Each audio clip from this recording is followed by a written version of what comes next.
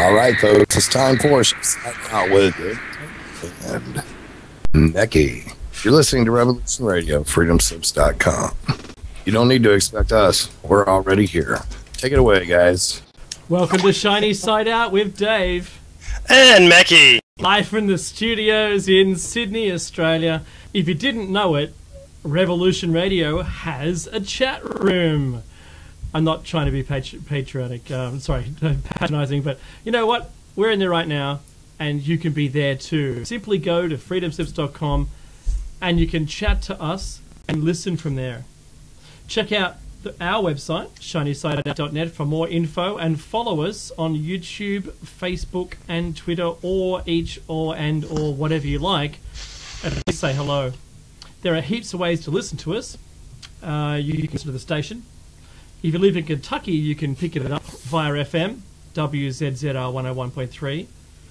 If you're anywhere else in the entire world, you can listen to us via one of these apps, Revolution Radio, TalkStream Live, TuneIn.com, Radio Tuner, Spreaker.com, iHeart, Live 365, and there's also a receiver app as well I saw recently, and Shiny Side Out, our very own app. You can listen through the app. You can also message us and look at our news and keep up to date with what's going on if you're not into the other socials. They're called social, by the way. All right. At home, you can listen to us on a Grace tabletop digital radio or driving a receiver or a native radio. All are Revolutions in radio. Or you can just go to the net. Just go to the net. You'll find us. Just type Shiny Side Out. If you like our shows, if you're like a new first timer at this, and you like our shows, go through our back catalogue, or you can just buy yourself a CD. It's much easier. Go to the station's website and you can see how to get our CD for last year's shows. It's pretty cool. The number to call in if you're in the USA is 347-688-2902, or you can add Freedom Screen to Skype if you have Skype. Solaris, I was listening to Solaris' show, and Dr. Richard Allen Miller was awesome. I had a big laugh, had a chuckle. When he chuckled, I chuckled. Yeah, his info is fantastic, and keep up the good work, Solaris. My goodness, I don't know where you get I just don't know where you find these people. You know, I've got coming up, I think it might be next week's show, Mecky. I've got Dane Whittington, the geoengineering guy, and I was listening to the Solaris show, and I managed to hear him talking about geoengineering, and it sort of rang a bell, yeah. But it's an extraordinary topic coming up, and I've also got Carol Rawson, Dr. Carol, Werner van Braun's. She worked underneath him. And they're coming up in the next couple of shows. So looking forward to them. Mecky, glad you're on board. Thank you, sir. Are you now hardwired, are you? I'm wired. I am wired. I'm going to try out this. We're going to see how it goes. I got my video on, so let's see if it conks out. If not, then I know it's the Wi-Fi. Awesome. Well, it looks much more solid, I have to admit. Okay. So, yeah, that's really good. Well done. I'm just comparing bookshelves. Awesome. Yep. You can name all your books, I'll tell you that much. and their content. Mecky, how was your week? Yeah, crazy busy. I'm sure yours was as well, work-wise, but also from some developments that we've seen globally. We've now got Coalition of the Willing. Once again, ready to bomb the ISIS fighters. We had a scare in Australia again. Security is increased. I see a lot more cops around. I'll be honest with you. That's one thing. I don't know. I think there's an undercurrent of nascent racism that seems to be growing, undirected at this point. But I think something is stirring, where people are trying to find scapegoats. I keep mentioning this every single show. I say polarization. We're seeing polarization in the development of what I could only call the Crusades all over again. And I keep mentioning this because it's something really weird. I found a newspaper clipping which was posted during the week. Let me just come out. I've got it up on my screen right now. And it was... I won't say who wrote this in. I think it might have been someone writing their own opinion in an opinion piece. It says, clear as mud. And what they were attempting to do is explain why it was that we were going in and fighting against the Islamic State, or IS, or ISIS, or ISIL, whoever, right? Meki, I threw it at you during the week, and I'm not sure if you managed to pick this up, but it is... I don't want to paraphrase. I'm just going to read it exactly the way it is. Are you confused by what's going on in the Middle East? Let me explain. We support the Iraqi government in the fight against Islamic State. We don't like IS, but IS is supported by Saudi Arabia, whom we do like. We don't like President Assad in Syria. We support the fight against him, but not IS, which is also fighting against him. We don't like Iran, but Iran supports the Iraqi government against IS. So some of our friends support our enemies, and some of our enemies are our friends. And some of our enemies are fighting against other enemies who we want to lose, but we don't want our enemies who are fighting our enemies to win. Yeah, it's crystal clear. It's completely clear, right? You've just described Middle East politics. Exactly. If the people want to, this is what they go on last part. If the people want to if the people we want to defeat are defeated, they might be replaced by people we like even less. And all this was started by us invading a country to drive out terrorists who weren't actually there until we went in to drive them out. Do you understand now? Okay, and I love that. I'm going to say who it is because it's in the paper, it's public. Aubrey Bailey, all right, is who wrote that. And do you know what? Remember, I was watching this week a video of some people who were just claiming themselves. I don't know the date of the video. I don't know which country the video was filmed in, but it looked Middle Eastern because of the terrain and the vehicles and the left-hand drive. Okay. From what I could see, the dusty environment, the buildings, everything looked quite Middle Eastern. Don't know where it was though. And it was a group of four maybe teen to middle 20s driving around in a car with the windows down. And instead of yelling obscenities at people, they were shooting the people dead. It was awful. I found it incredibly difficult to watch because it doesn't gel with me. It's real, and it was awful. And they would turn around and then come back and then get out of the car and just pepper them where they lay just to ensure they were dead. And they would chant stuff and say stuff in a language that I wasn't familiar with. All I can say was Middle Eastern. I don't know its origin. I have no confirmation on any of this except for it was real. And they did this a number of times, just gunning people down the street. But at the end of this video, they showed a side-by-side of the actual US Marine photo against the dead person they'd chased down and shot. And then when I went back through the video, I noticed the haircuts and the Caucasian-lookingness of each person that they'd killed, and it looked like that it was a... what's the term I'm looking for, Meki? You know, when you... like a revenge for, this possibly even, the past war or the past two wars or, just everything else that's going on. And I can't date it. Yeah, that's the problem. But it's now getting the rounds, and, when you watch it, besides me feeling awful for the victims and And I was honestly getting some hatred towards the people doing it. But if you start to understand why it is someone might want to do this, well, I think the damage has been done. As Meki has said to me in the past, that train's left the station. Yeah? So, and I believe that if that was truly, if it was really ISIS,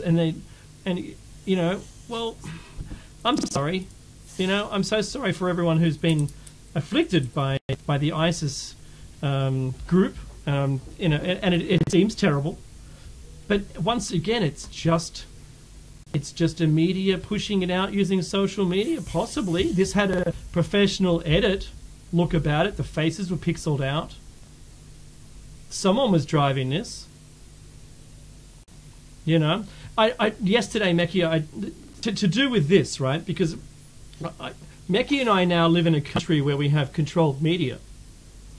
The media now there's a law passed this week where, I'm going to segue this, Meki, straight up, right? You didn't even get to comment. You didn't even get to comment. But no, shoo, whoosh. What? Who the what now?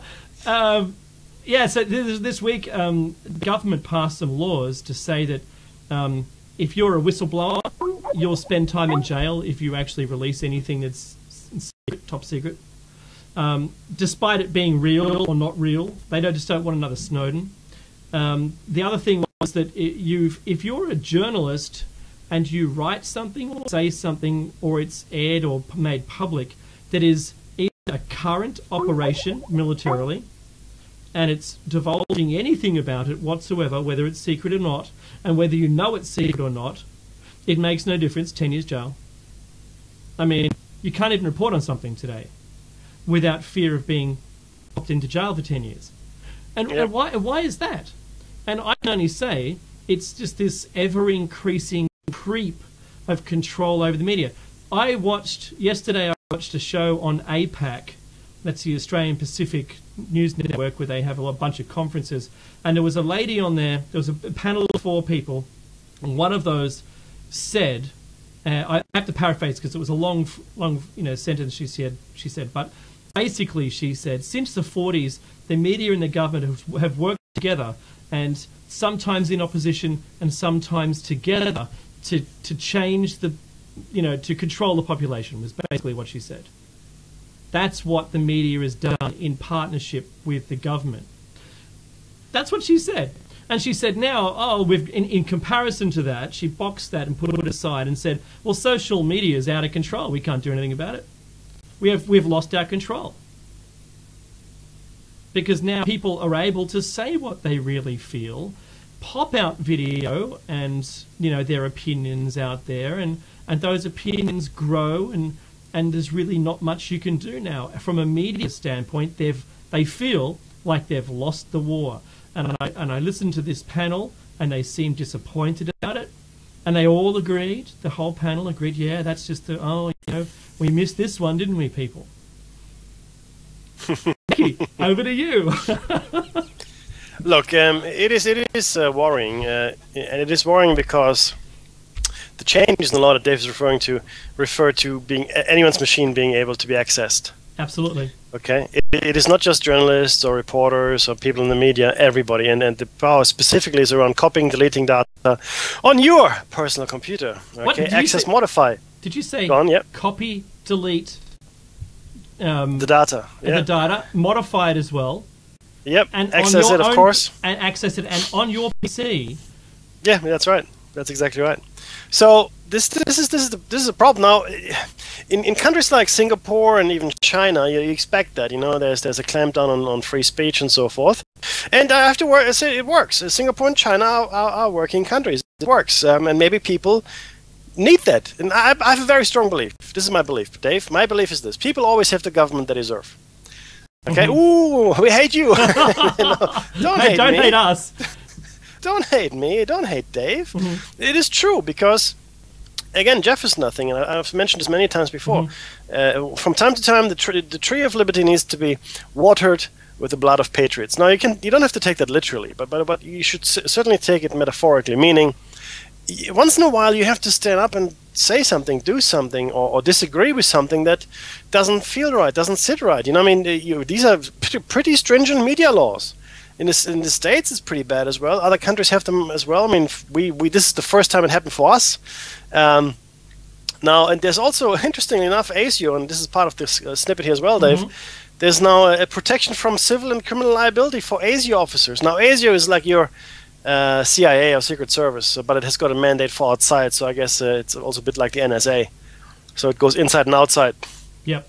The country, and yeah, so we have those officers now have protection, the same protection that is afforded your specific officers and military personnel in the United States as well. Did you know that they're exempt from The Hague, not by common consensus, because the United States said so. Exactly. Kissinger is still wanted by The Hague, believe it or not. So there's a whole bunch of stuff that is not right with that, but worryingly, the clampdown of this kind of thing usually precedes something else. It is usually foreshadowing of things to come. And whenever clampdowns like this happen, like gun control laws, you know, and then a sharpening of the security policy acts and the media laws, well, usually that means something is going to happen that will make that necessary. Bingo. Okay, what do I mean? Right? What do we mean by that? Well, clearly, people are expecting something, right? I'm not saying it's going to be another 9/11 or whatever, but certainly something. And at that point, they need the powers, the legal powers, to do so. Hitler was not didn't overthrow the government. His putsch failed, the Röhm putsch. He was actually in prison for a year, I think, for it. So it wasn't overthrown. Germany was not overthrown. Hitler was elected into power, and everything he did under the banner of legalisms. Okay, he enacted the Notstandsgesetz, which was the emergency act. The ring familiar? Who gets in power there? FEMA. Don't really have something like that. We don't have something like that in Australia yet. You can like them. You can liken them together, can't you? Yeah, you can, absolutely, because it's a very similar makeup. You know, in case of extraordinary circumstances, everything is going to be suspended. You know, your natural rights, the right to vote, the right to assemble, you know, the right to question your leaders, as it were. So that's all gone. Wait, hang on. Didn't Obama stop payment to all government officials for a while? Yes, he did. He did. What happens next after, you know, that you see the gun controls and then the media control? From my memory, although we haven't ever had this kind of media before, doesn't the government turn tyrannical? Isn't that like one of the next things that they can do? It allows them the ability to do it without recourse, because we can't talk about it. Talking about it means we get locked away. Yeah, correct. Now this is corporate fascism in its finest incarnation. You have to understand that the powers have now shifted to the few. It is no longer the government for the people, by the people. Okay, it is the government that sits on the people.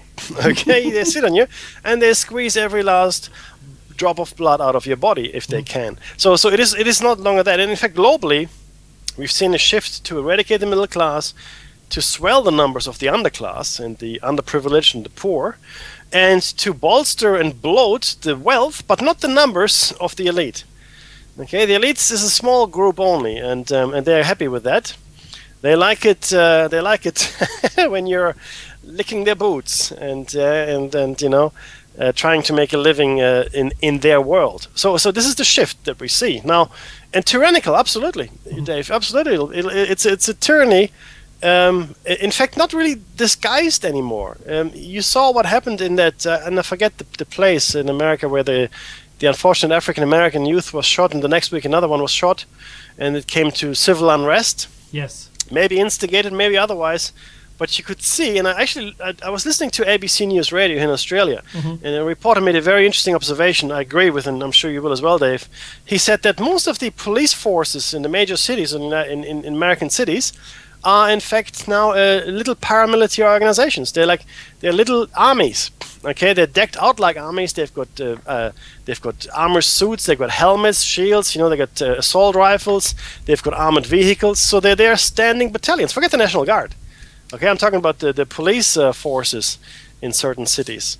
Now, the next step, of course, is privatizing all of that. You want to privatize your police force. You want to privatize your army, even potentially. Going forward, we've started with the prison system. That's privatized, right? It's only a small step to privatize the others. And at that point, there could be, I don't know, there could be Brazilians patrolling the street. For all you know, because they'll hire whoever is cheapest. Those the security companies. BlackRock, is it BlackRock? Is it BlackRock or something like that? Oh, that rings a bell. Yeah. Yeah. Anyway, in fact, they also contracted out the security in Iraq, in Afghanistan, to private companies. When it came to safeguarding the politicians or contractors, they had a massive presence because the U.S. Army couldn't cope, and other armies either. So it's the private sector that's blooming here. So what are we looking here? We're looking at a stringent enforcing and establishment, initially, of course, of these laws. We're looking at an event that will necessitate those laws, and it won't be pretty. And there's nothing you can do unless you do it right now. Write to your congressman, write to your member of parliament. I don't know what kind of government system you live under. If you have one that you can still say something in, please make your voice heard. This is the time, guys. Yeah, good luck. Yeah, well. Well, there was a military officer who was in uniform, and he said he was assaulted this week in Western Sydney. He retracted his statement. If you didn't know, he actually retracted it. So he says it wasn't, it made... Well, he doesn't say anything, but it seems though it's either not true, it was fabricated, or someone put him up to it. Who knows? I don't know. In Australia, we had 2 mosques which were spray-painted. They spray-painted words on the side. I won't repeat the words, but certainly, that shows a dissentiment towards them. We know we have, and this sounds terrible. It actually puts them into a minority by saying, "Oh, I've got some friends that are," and by labeling them by any of these subgroups. All I can say is, you know what? The majority of people are good. Not all gun owners are going to go shooting people. Not all religious types are going to start the Crusades all over again. These things come and they go, and there's always bad people.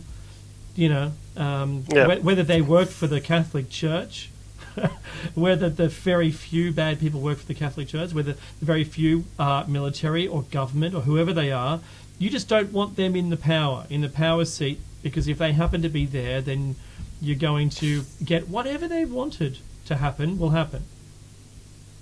And at the moment, Australia has got a person from England, born in England, and as our Prime Minister, who has now the fortunate, the fortune, misguided or not, the fortune of a war to keep him in power, to raise his approval rating. This is what happens once you any leader, Mackie, huh? When leaders get into power and there's suddenly a war, they're in favour because they're doing the right thing. Immediately the approval rating rises, and there's a certain swelling of national pride and us against them mentality that that buoys the leader up. We saw it with Bush in the first Iraq war. Yep. Afghan war. Slightly off topic, Chindolo asked a question in the chat room, which I feel obliged to answer. By the way, Chindolo, this was last week. No, this is right now. Sorry. Oh, right. I haven't had time to look at the video. I was busy at work, but I'll promise you it will be done by next week, Chindolo. But the question you're asking is, what is my view on revisionist history? Well, history is written by the victors, right? So if whoever wins a war will write history. However, there are some absolutes in that history which are hard to argue against. So Hitler did a lot of things for the German people that they needed. Okay, after Versailles and the World War I fiasco and everything that went wrong, then the financial crash, Germany was in tatters. Most of Europe and the world was in fact in tatters. So along comes Hitler, and through a war economy, which is corporate fascism once again, manages to bring Germany back to become a world power. Right, quite bold moves. Going into Sudetenland, then Austria as well. Didn't really stop him until Poland. They all followed a policy of appeasement. That's fine. Do I think he was a saint? Absolutely not. Do I think he was a gifted gifted orator and leader. Yeah, absolutely. He had the charisma, and certainly he was in the right place at the right time, or in the wrong place at the wrong time, depending on how you look at it, right? I mean, for Germany at the time it was good. Of course, it all went to manure very quickly once the war broke out, and even the Kristallnacht in 1938, which you might not be familiar with. That's when the Nazis started smashing Jewish windows. And interestingly enough, the Nazis from Cologne would go to Bonn, and the Nazis from Bonn would go to Cologne to smash the Jewish shops because, of course, they knew the shopkeepers and they bought groceries there. So they didn't want to, didn't want to do something against their neighbors. If it's a stranger, who cares, right? It added a level of anonymity. Correct. You were one level removed. You didn't know the person. You didn't care about the person. You didn't buy your groceries from them every day. So, no, I think horrible things happened in World War II. I think horrible things happened that the Germans instigated.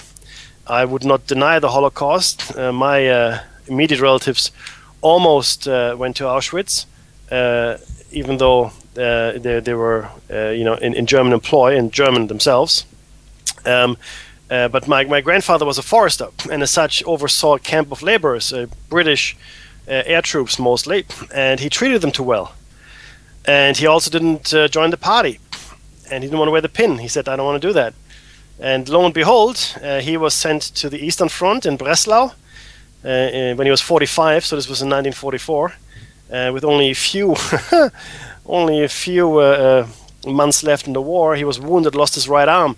And my grandmother, with her children, my mother and her siblings, almost ended up in Auschwitz, but managed to make their escape. So I don't think he was a saint. I do believe he did.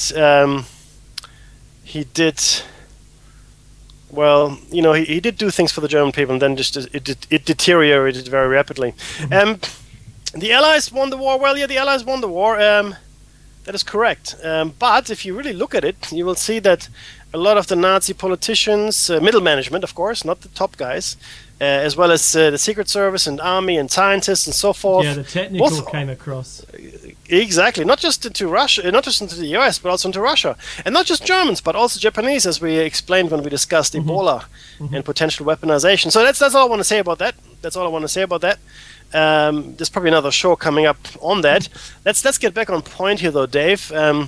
There's a storm brewing right now. I mean, not to worry about what happened 60 years ago. It's probably a continuation, but there certainly is something around the corner which doesn't smell right. And ask ourselves this: who is financing ISIS or ISIL or ISM or whatever the Islamics, whoever they are? It doesn't really matter. But who is financing them, and what is their purpose in the larger scheme? Well, the U.S.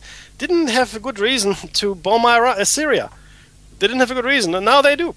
Now they can go and bomb Syria. And who knows how this is going to end up. I mean, once ground troops are going to be hitting the ground in Syria and Iraq, U.S. ground troops, other ground troops, doesn't really matter. It's a very quick move to get rid of the Assad regime. It's really not very far-fetched to think that this whole ISIS thing very much played into the Americans' hands, because I mean, you can't attack Syria, really.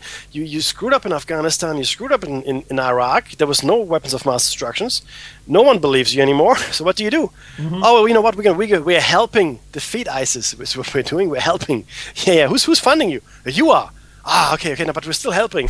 It's just. Well, what the chemical weapon attack on its own people went nowhere.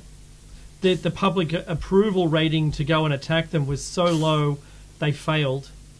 There wasn't enough reason to go, despite that. And then Russia just put their hand out and said no. They did a Neo, Maggie, from the Matrix, and stopped the conflict. And what's very strange about it, of course, they've always stated, you touch them and it's game on. That's been declared last week. And also this week, England has now got on board, but they were very careful. I watched the 4-hour debate in the British Parliament to decide to go or not to go into Iraq with the coalition of countries. Now, 40 countries they claim. I can't see all those countries. Some of those little LTPs, little tin pot countries, LTPCs. That's a joke. The British Parliament was very clear in stating only Iraq, whoever, Iraq, only stating that, and not stating whatsoever Syria. England does not want to go anywhere near Syria, but when pressed on it, he said, "Oh, we'll have all the stuff there." So if the decision comes down later on, all I have to do is turn to my parliament, and after the fact, after he mentioned that fact, after the fact, then I'll ask for approval. Yep. So he's got them there, and then it's game on. And that's what's really disappointing. I don't think there has been, there's no consensus. The people of Australia didn't vote. Yeah, our happy leader, the gun-happy leader, has just decided to go over there on his own accord. And then when he was pressed this week, I heard him interviewed, and he was pressed, and he said, in response to the question, which was, well, when are we going to start? And he says, well, I've got to get approval. That approval was gained this week. But he's already got them there. We've got planes there. We've got 600 troops ready to go, Special Forces troops. And yet, he said, oh, well, I need approval. You didn't need approval to get them there. You're holding money. It's been the tightest budget on the planet. And yet he's got money for this. And that can be said all over the world in these tight times. Mekki, there was I have to segue to finance for a second, yeah? Sure. It's boring, but just listen here. I was listening to a fellow on the ABC once again on ABC News, and he said, we've received the finance report from all of the Australian companies to see where they stand at the moment. And the reporter goes, yeah, well, how do they stand? He said, well, all the big ones are doing okay, but all of the small to medium, which are stock listed, 60% of those are just about to up and fail. He said they won't last the year. 60% of the small businesses in the Australian stock market, this is what he said on air, are just poised to up and fail. And that's nice. I thought to myself, well, that's good. And the guy was like really surprised. The reporter asking him questions, and he said, well, what do you think that's going to mean? He said, well, I can't be negative about it. What? So remember that Australia's, we have compulsory superannuation. It's compulsory. Your employer must contribute. You've got to contribute. And they do that on your behalf. It's part of your package. And if you earn a certain amount or less, then the government also co-contributes with you, although that's been reduced. So that the hard part of this is that money is tied up in stock. It's in the system.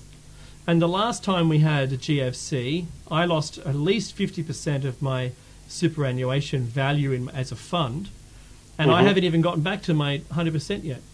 I haven't even got back to that, and it's been 6 years since. So thinking about what we stand to lose, those people who turned theirs to cash, so that means turn it to only interest from banks, they survived with the greatest gain. But for those of us and everyone else who doesn't understand any of that, and didn't turn it to cash, we lost it pretty quick and overnight. So I warn everyone who has any control over their superannuation, if you have any, or stock, I warn you to do your own investigation, because I'm not an expert on this, but I heard the experts talking. So this is, it's funny, Mekki, when you hear that our finance minister went over to America, came back, and suddenly we increased our debt ceiling. Everything's terrible. The finances are terrible. We need to cut spending, and look why. Look why we had to cut the spending, because it was all foreseen. You're correct, sir. In fact, I have a really quick way of fixing Australia, by the way, or anyone. Well, no, not really. No, but since we're talking about finance, it sparked a memory. And Hovey, a good friend of the show, has posted something around, he was upset with the government. I go, yeah, that's true. So I said, well, get your people together and get me in charge. I'm very happy to take control of Australia for the next 30 years, suspend all voting. So what you need to do, of course, is you have to levy a tax against the banks and their $30 billion profit, against the miners. You have to abolish the fiat currency and fractional reserve lending, and then you just watch Australia prosper. I would also bring back the death penalty. Ooh, that's controversial, but necessary, I'm afraid. So, if you do want me in power, I'm saying it. My cards are open. My cards are open. But once I do start my party, you can't say I haven't told you what I would do. Hey, Mackie. Yeah. If you are going to be a multinational firm that has legs in multiple countries, that's who you tax by doing anything in Australia. Overtax them. Get them out of here. And while all the local businesses have no tax. Yes. Yeah, you have to look after your own. It sounds horrible, but the truth is you have to look after your own, because the way we are driving this economy and other economies in the world, national economies, we're driving them into the ground. We're driving them out of business. The multinationals will do fine.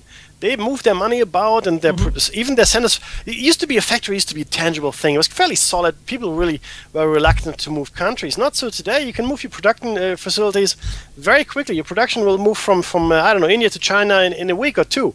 The facilities exist. You just move in. So the multinationals are no longer tied to the local economies, and we are, for the most part, because we don't have 3 or 4 residences around the world. I don't have an apartment in New York, in Beijing, and in Tokyo. I don't, right? Yeah. But those guys do, so they don't care. I live in Australia. My stuff is in Australia. I keep it here, right? I go on holidays, but my stuff is still here. So you ask yourself, where's your stuff? Where's all the stuff that you care about, right? Oh, it's in America, or it's in Canada, or it's in Germany, or it's in Australia. I don't care, whatever, right? But that's where your global show. This is global, Mickey. We're global. We've got people listening from all around the world. Hey, totally. But my stuff is still here, right? That's right. So I'm interested in Australia's welfare. I'm interested in global welfare. Don't get me wrong. But if Australia starts falling apart, it's going to hit me first. That's true. You just can't. You can't pull your passport out and go somewhere else. No, well, some can, right? That's the whole point. Some can. And this is really the multinational dilemma, the problem. They siphon money out of economies like Australia, not just here but elsewhere as well, and they put it somewhere else. And the money is it's like a bubble, guys. Okay, and these rich people, of which there are few, and they're getting richer and richer, right? But the money supply does not increase in line with the increase of their wealth. So there's actually less and less money for the rest of us. So that's why America is printing money like crazy, right? As well. So because the money supply is actually shrinking. So these guys have it locked up in gold bullion under the mattress. I don't know. I don't care. It wasn't under the Trade Center. No, not anymore. So it's as that bubble grows and more money is concentrated in the hands of the few, the economy will slow down. Yeah. It's really 101, right? Because these guys, and we've spoken about this before, just because they're 1,000 times richer than you are, doesn't mean they spend 1,000 times more on stuff. They're not going to buy 1,000 suits or 1,000 cars or go on 1,000 holidays a year. They don't. They won't. Or even holidays that are worth 1,000 times more than yours. On average, at least. Okay, so that means there's a lot less money going around the economy. The more this is exactly what happened just prior to the 1920 stock market crash. A lot more money was concentrated in the hands of the few. Okay, while there was a lot less for the vast majority of people. So the economy, lo and behold, crashed. Okay, it tumbled down because it just couldn't operate. I mean, it's like you're taking the oil and the petrol out of the engine. It'll just stop. Okay, you siphon off the oil, you siphon off the fuel. I mean, if you siphon off the fuel, it'll come to a total halt. If you siphon out the oil, the gears will start cranking, and seizing up as well. That's the money. That's the money supply we're talking about here, to some extent at least, or productivity capability. So. Yeah, that's a real issue, and maybe that's why we're having these harsh laws now. Maybe that's why you got the Patriot Act. Maybe that's why we've got these unprecedented powers for ASIO in Australia now. I don't know, guys, but something to think about. Well, just to take us back to that, access, copy, view, and delete of your files on your own PC. Number one, it means they must have a mechanism already to get to them. There must already be an open hole into every PC through which they can access all your stuff. They can read any file they want. They can copy it to themselves. which requires an agent of some kind, I suspect. Not a physical agent, but an installed agent on your PC. And then delete. The delete thing is crazy. So if you're, and I dare any one of you to do this, and that is if you're missing a file on your machine, just call up the ASIO help desk and say, look, I don't know, I heard you got a backup of all my stuff, so can I have my yes, file sir. back? It was dated yesterday. What's the SLA on that? Oh, you guys. That's a cloud backup we didn't know we had. So it's good, right? So the only way that I can see that they would have any of this stuff is either through Microsoft themselves or through Google in some way, shape, or form. So as a backhole, the NSA DLL we all know about, it's in Windows, it has been there for years, or through Google, through some kind of thing that has been innocuous the whole time, and suddenly it was theirs all along. Oh, look, but there have been backdoors in the Microsoft operating system since Windows 95. It's got more holes than a cheese grater. Yeah, look, there's actually a DLL. DLL is a dynamic library file. It's called NSA.dll. That's right. In fact, if you have access to your regedit, you may be able to find it, or even if you can still search your system files on your machine, if you know how to do that, you can find the NSA.dll. Only God knows what it's for. I can tell you that, because I could never figure it out. I deleted it a number of times, didn't make any difference to the machine whatsoever. Oh, that's hilarious. Yeah, I'll have to try that. But see, this is the thing, right? So when did we want that? I don't think we ever did. No. So this power, and that's also without a warrant. There's no warrant to get to this, and they can do that at will whenever they want. And now it's passed. And hello, aren't we in America now? Are we little America? Isn't this what the NSA over there has been able to do for all these years? So it doesn't take much for our government to go, oh, that's a really good idea. How awesome is that? Oh, the Snowden thing, we should probably make a law against that, yeah?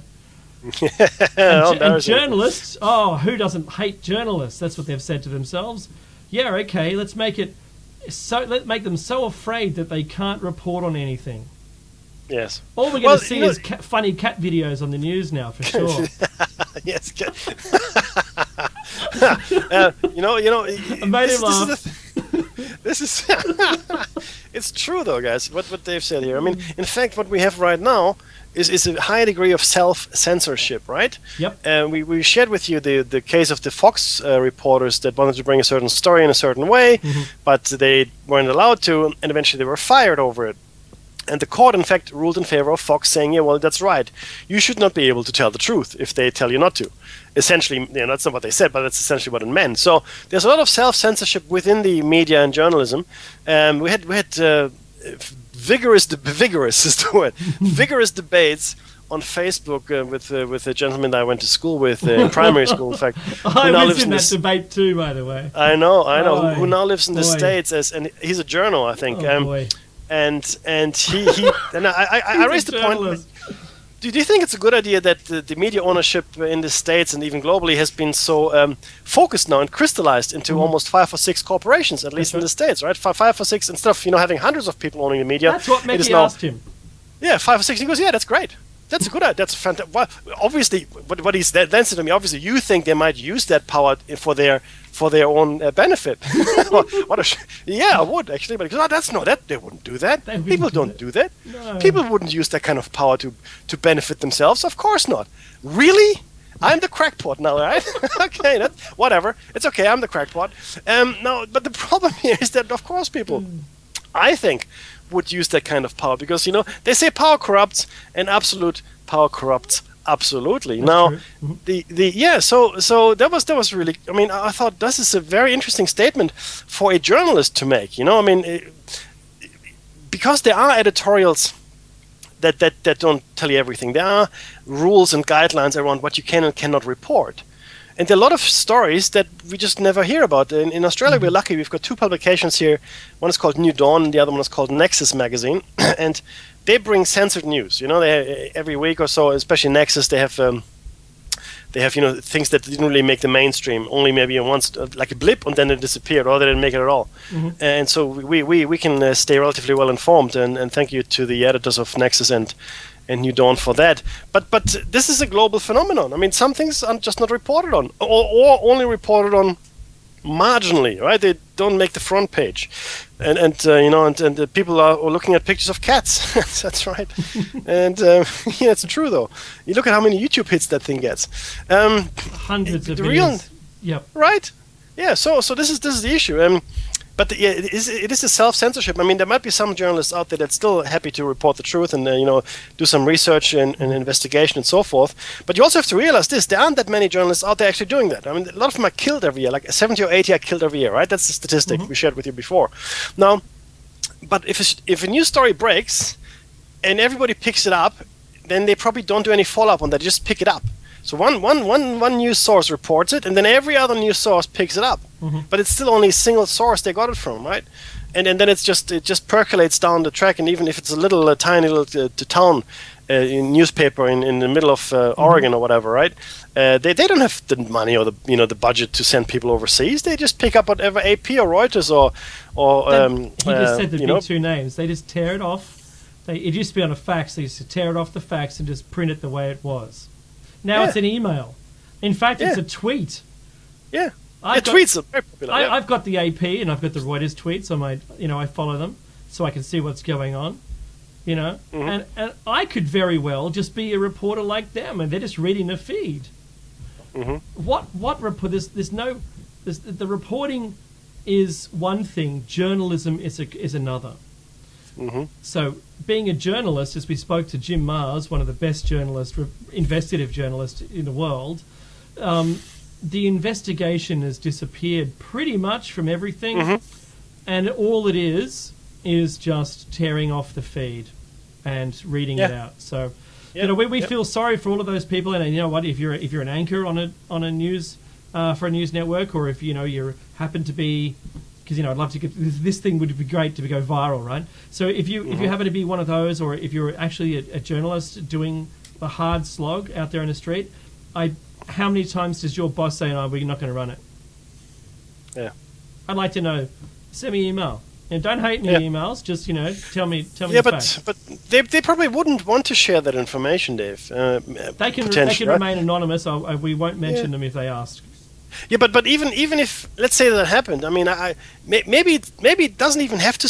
Maybe the boss doesn't say anything anymore, right? Maybe you just know what to stay away from, right? Maybe you just, that's maybe if it's so ingrained in your training and past experiences that if a story comes across your desk, I don't know, whatever it might be, right? Maybe it's to do with aliens, maybe it's to do with conspiracy, maybe this, maybe that. Then you should. Stay away from it. Exactly. It's the flea in the jar.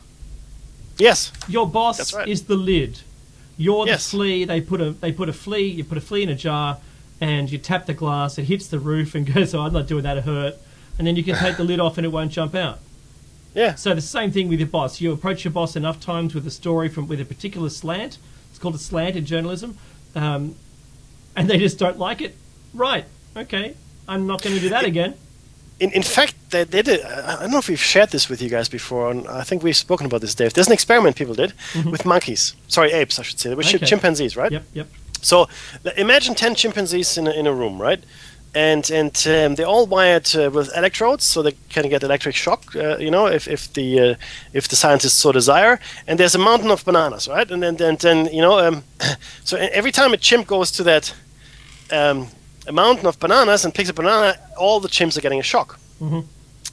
Right? And soon enough, whenever they put a new chimp in, the other monkeys would stop the monkey or the chimp from getting a banana because they don't want to get shocked, right? So it became so ingrained. So eventually, though, what they did is they removed the electrodes, right? But these apes had now been trained. They knew if somebody touched a banana, they get an electric shock, right? And gradually they would replace the apes that had learned that, right, with new apes. And each new ape would get beaten up when it reached for a banana, right? And at the end, even though the electric shocks no longer were administered, but they just knew it would happen, if it. So all the other apes joined in the beating, even though they never had a shock themselves. Only a few of them left. Eventually, all the apes had been cycled out that actually had received a shock, and only apes were left that had never received a shock, but only the beating for taking the banana. Okay, so the shock treatment had been taken away, but each new monkey, or each new ape, because monkeys have tails, would get beat up if it tried to go for the banana, even though none of the apes left in the cage had ever received a shock themselves, or were in fact still connected to any kind of electrodes. That's where we are, right? We are the apes that do things, and we don't know why we're doing them. Okay, Mackie. We've just been conditioned. Mackie, I like the analogy, but it still sounds like journalism. Yeah. Oh, true enough. But unfortunately, it is true for the wider human race as well. There's a lot of stuff we do and don't do. I mean, I read this really interesting story as well. There's this parallel dimensional travel, right? So blah blah, and this guy hops dimensions, and he comes from a dimension which doesn't have traffic lights, and he's baffled by the concept. He goes, "Well, you got a lamp telling you if you can go or not go? I don't get. Where's the cop? Where's the person that directs the traffic? No, it's a traffic light. I don't understand. So you're saying this light tells me when I can go and cannot go. That's right. Yeah. And he struggled with the concept, and because in his world, it's all done by, where's the authority? Where is the person that punishes you if you don't do it? No. A fair point, because it is a light, it's a lamp that tells us if we can go or not go, right? That makes sense for the most part because we don't have accidents, but that's how remote or how removed we have become from our decision-making process. We're just listening to a lamp. And you know what happens if the light goes on the lamp, and like all green for all the lamps in all directions? You have a traffic chaos. Everybody will go because they won't look. They'll just go because it's green. The traffic is green. I can go. It's green. I go forward. I go green. Right? No looking around. No, it's green. I can go. Yeah, that's right. And what happens when Mackie, when there's no power and there aren't any traffic lights? People get confused. Chaos. What do I do? Yeah, the light doesn't tell me what to do. Come on, light, come back. Yeah, this is just a simple example of the things that we do. Who buys milk and eggs? I buy milk. We got eggs. We have chicken. Okay. So I buy milk. Yeah. Okay, but why? Milk, bread, egg. Everybody buys milk, bread, egg. It's a staple. Yep. It's it might rot in your fridge. You might never drink the milk, but you buy it. Why? It's a staple. That's why. Okay, but you don't drink it. No, it doesn't matter. I'll buy the milk and I'll buy the egg and it'll rot in the but I have it. It's a staple. So it's just very odd. See all the things we've come to accept and just do. Well, give you another one. You have to go to work every day. Ah, yes, it's a classic. Ooh, go to work every day. Really? Why? Oh, because I do. I have to get a job and get a house and live, and that's my life. And all these things that you do every day and the way you live your life, they're all conditioned, guys. And nobody ever asks, why am I doing this? Until you're like 45 and buy a Porsche and run away with an 18-year-old secretary. Woohoo! Right? It's called midlife crisis. That was 2 years ago. Okay. Yeah, I didn't get that either. So, Mackie, do you know what we have? We have a radio show. Yes, we do. That's our MLC, I'll tell you that much. No, you're right. You're right. And Dave and I have an outlet here, guys. It's a creative outlet for us. We were standing on a soapbox potentially, getting rotten eggs thrown at us. But being reminded of that, we are in fact on a radio station, and Nighthawk and the crew are doing a fantastic job of keeping us on the air. We're coming to the end of the first hour. Indeed. So please donate, guys. Freedomslips.com is our station, Revolution Radio. Freedomslips.com. Go to the station. Go donate. It's in the chat as well. It's here. I'm looking at it right on the left-hand side. So there's a donate button on the Hawk's Nest. You can see the button there. So come to the chat room. Come to the. In fact, there's a donate button right at the top of it too. Right. Freedomslips.com. Right. Yep. One word. Freedom Slips. So if you have the cash. And you like what you're hearing, we know we've got a lot more listeners than we used to in the olden days, and in fact the entire station is doing well. Our revenues have declined, oddly enough, for various reasons, I think, but do take the time to donate. Do take the time to support this station if you like to listen to what Dave and I bloviate about. So that's... Hey. No, it's all good. Mackie's 100% right. There's 5 days left in the billing cycle, and we still need a couple of $100. So if you've got $10 or $20 just to go towards it, remember, nothing is run for free. Nothing gets run for free. There's no all these servers on the internet, giving access to the millions of people that get through to the station. You know what, Mackie? I saw some stats, and the station's website gets more than 1 million hits, and it's crazy. It's absolutely crazy. That's amazing. It is amazing, and we've got listeners all around the globe through all of these different mechanisms, and there's to be honest, I'm going to tell you, there's license fees for each one of these different mediums you go through. There are link speeds. There are virtual servers on the internet. Obviously there's websites, and all of this stuff costs money. I know that just running what Mackie and I have running here as another website, our own application, everything, it has its own cost. But what we're asking for is that you donate to the station, because the station needs the donations to run. The reason why you don't hear an ad every 8 minutes is because this is listener funded. That's what it is. If you want, petition the station to get ads. But you know what they're going to do? They're going to tell us that we can't talk about particular topics. They're going to tell us that we can't talk about non-GMO foods. They're going to talk about, whoever they are. They could tell us not to talk about fracking or geoengineering or, ban whistleblowers or whoever they are. They can, once you've got an advertiser, then they get to tell you. They become your bosses. That's correct. I mean, the sponsorship these days has gone so far into everything that it is virtually impossible to extricate yourself from the financial machinations of those guys. That goes across media, sports, politics, the arts, any facet of life these days depends massively on sponsorship, right? Usually corporate sponsorship, because the governments and private institutions just don't have the money anymore, guys. Mm-hmm. So this radio station is a beacon of creativity and hopefully good information, of hope. If you want to listen to something else than the 7 o'clock news, which tells you about shaved cats and the ISIS killing another 300 people for no apparent reason. So if you like this station, if you like what we do, please donate. There's a couple of minutes left to the break. Bear in mind, though, that this is show number 135, and we are going to discuss more of that unfortunate date we have been discussing for the last couple of weeks. We're going to talk about some passengers that escaped, very luckily. Yes. And we're also going to talk about a couple of other things afterwards. The true timeline of 9/11, which is no way in the world we're going to get to today, but we are certainly going to make an attempt. But it's fascinating. If you look at the timeline, which starts well in the 90s and even earlier, if you want to drag it out, to that point, it is fascinating stuff. You could say it goes all the way back to the FBI's plan to hijack a plane, and that was where the first thoughts of it came around. Whether or not it didn't come to pass then. And I was thinking, Mackie, while we're in the break, I want everyone to think about this, and that is that if you had a big enough plan, how would you find people that were going to assist you in the orchestration of the plan, and what volunteer would volunteer themselves to be part of this, to be part of that plan? And we'll get to that on the other side of the break. You know what?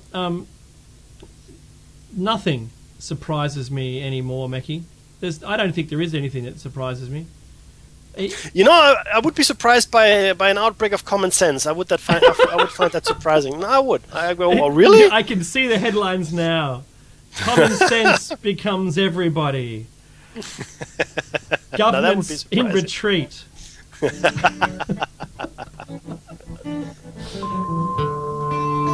care. Hold on tight. We'll see you on the other side of the break.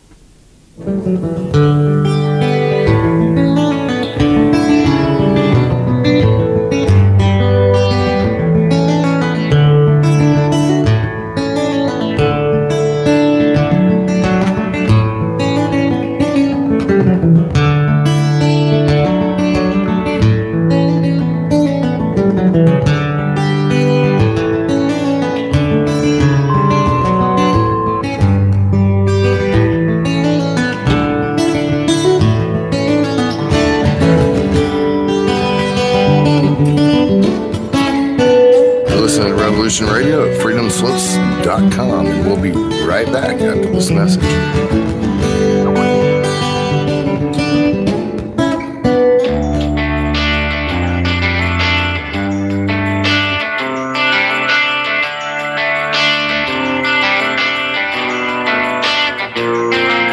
This is Thomas, a.k.a. a Mad Painter. I'd like you to join me Monday nights, 10 p.m. Eastern Standard Time for Open Canvas. Don't forget to bring an open mind. Yes, folks, that's right. Bring an open mind to an open canvas. Again, that is Monday nights, 10 p.m. Eastern. UFOs to government corruption. This is Revolution Radio, freedomslips.com. You don't need to expect us. We're already here.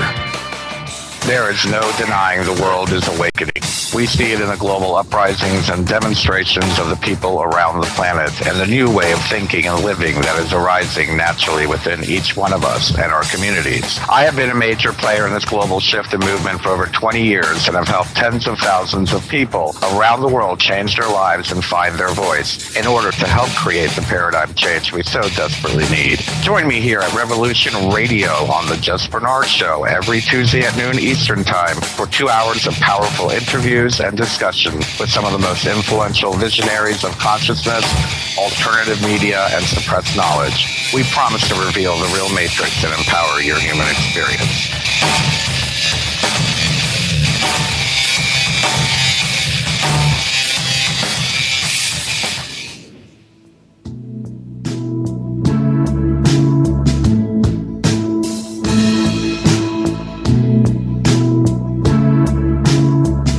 Is your data safe? Do you have the necessary information to assist you in confidently living through just about any survival situation? Is survival and gardening, off-grid living, medical knowledge, or even natural or man-made EMPs on your list of personal concerns? Do you have your documents and your personal information in a safe place in your hands where you know where it is? Well, check out our preloaded EMP-proof thumb drive. Over 3 gigs of survival documents and how-tos, plus the USDA offline food preservation website, and much, much more, including a surprise bonus we just can't tell you about here. With plenty of room left over to store your most important documents. Imagine if a megavirus or computer failure took out your bank, or all the banks for that matter. Are your banking records safe in your hands? So when they get things fixed and repaired, you can say, hey, look, this is what I had. You have it. I want it back. Is your personal data safe? Family records, addresses, phone numbers? Well, squeeze on over to freedomslips.com. Yes, that's www.freedomslips.com. Click the banner on the homepage for the EMP-proof bullet drive to get the full scoop of everything that we offer. So, folks, keep your data safe for your peace of mind. Revolution Radio, freedomslips.com. You don't need to expect us. We're already here.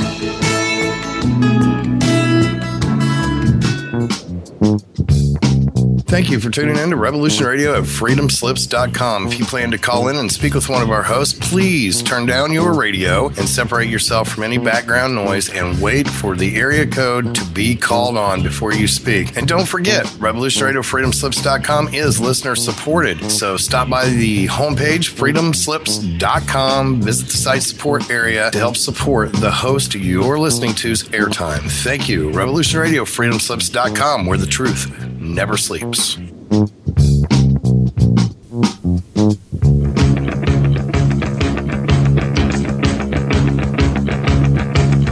Revolution Radio.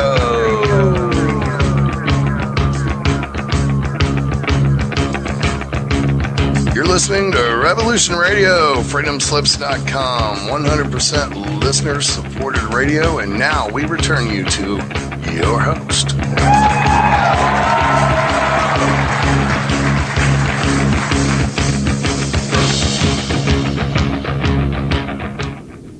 Hello and welcome back to Dave and Mackie's Shiny Side Out, number 530, 100, number 135, 135 shows, yes that's right, and is listener supported radio, guys, listener supported radio, as we mentioned before the break. Please do donate, freedomslips.com, the station to be.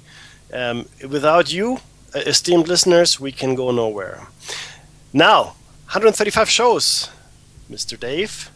It sure is, and you know what? I thank the station every single day, every day of every day, whether we're not on air or not. I still thank I thank Hawk and all his work. You know, Meki, I forgot to mention, we were so caught up in everything for the last hour.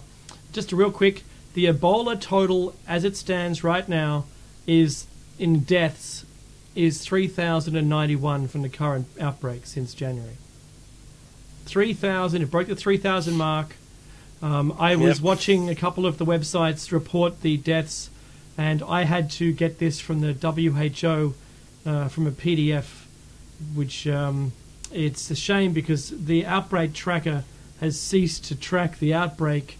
I have a phone app as well that's never worked, so I don't think they want it out there. But all we can say is, well, we believe that the WHO's information, while only 100 more than last week, is probably delayed or they're lowballing it.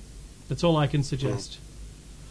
So, yeah. Well, look, the unofficial numbers must necessarily be higher, because there's no proper census system in those countries, and if it's gone to little villages out in the middle of nowhere, the death toll might be much higher, right? Mm-hmm. So I'm thinking what we might do is we might see some big spike in the next week because they weren't out counting, and also a doctor, one of the main doctors who was treating people over there, has quarantined themselves because their assistant just passed away with Ebola.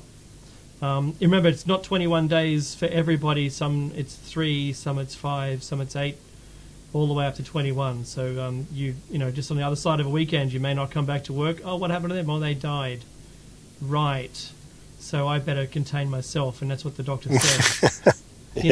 That it's pretty bad. We had a case present itself in Western Australia in Perth, and for everyone in Perth, this is only a joke.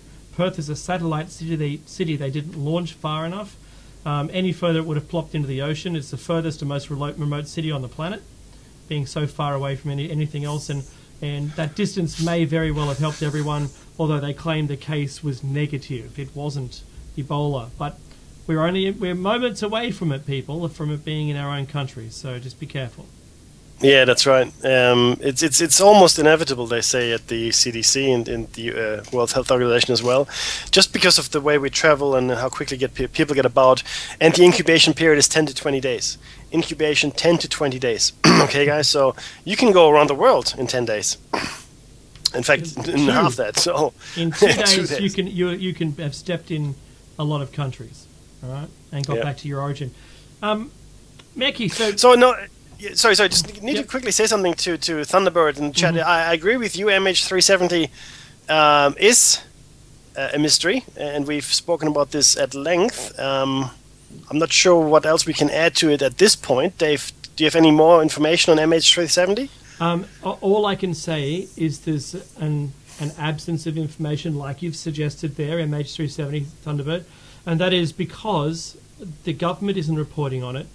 The last thing we knew, there was a Dutch ship doing some sea floor tests, but that was going to take months, and then they said they had to move it again because it was in the wrong place.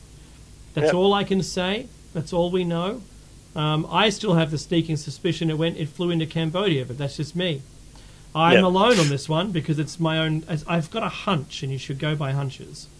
Yeah, I have a hunch that it went to Diego Garcia Air Base, so that's a separate hunch here. So we got two different hunches, guys. That's cool. But that is neither here nor there. But I don't want to divert too much attention. Because there's nothing else on it. We did 2 shows on it. Try and find the archive, Thunderbird. Okay. Yep. So we're happy to discuss it, and the TW 800 as well, which we think was shot down also by probably the U.S. Navy. But be that as it may, today's show is not about that, even though we're happy to entertain other thoughts. Today's show is about some of the things that didn't make sense about 9/11. I keep saying 9/11 now because I don't care. I got a cable running to my computer. Do your best. So, I feel so last century, you have no idea. So I bought this 15-meter Cat 5, Cat 5 cable. Yep. And anyway, so there we are. So we want to talk to you about some of the passengers that escaped. So we shared with you the fact that more people canceled their flight on those 4 flights that day than actually flew. So the four fateful flights had more passengers missing than actually on board, if you're getting my drift here, right? So that's unbelievable. Okay, it is unbelievable. The statistic is astonishing. Some 350 people decided not to fly that day on those 4 planes. 350 people. Now you can argue for, a precognition. You can argue for some, time slips. You can argue for, gut feel, intuition, all kinds of things. Sure enough, some of them probably you can explain that way. Others, which we're going to share with you, I think there was a warning that went out. In fact, we will say that. Okay, so, and Thunderbird, you're correct. That's something Dave and I maintain all along. The players are the same. The players have been the same for at least 10,000 years. 10,000 years. And I appreciate that. Yep. Okay, cool. So, they are the same players. If you want, you can listen to show number 100 where we tell everybody about our hypothesis. But you're right, the same players ostensibly are the same in everywhere. In fact, the same assassination teams have been used for the last 50 years.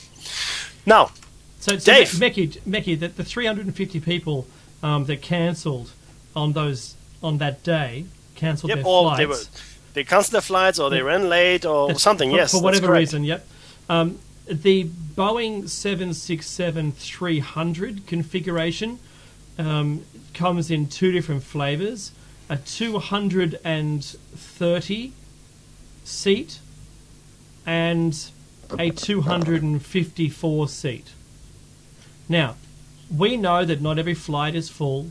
There are backhaul flights that don't have anyone in them, especially, red eyes going home first thing, Monday morning or whatever it is, some of those are full, some aren't. The next day completely empty, or the second flight is empty, just to occupy another backhaul from another destination. So we don't know the true average of what these flights would normally contain as a seating allocation, and whether they double booked them, who knows what went on. All we can say is that under the normal configuration of a 767-300, because there are half freight versions as well, that there are at least 229, at least very minimum, seats.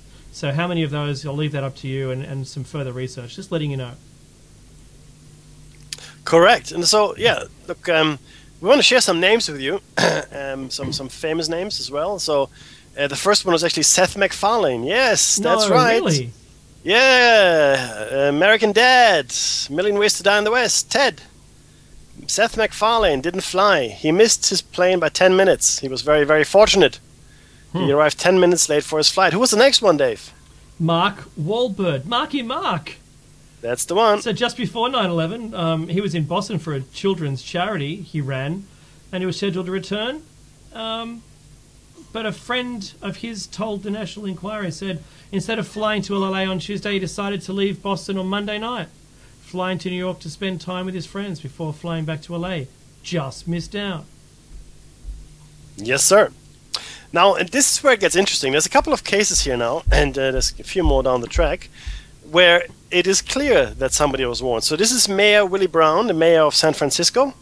Now, he was scheduled to fly from San Francisco to New York on the morning of September 11th.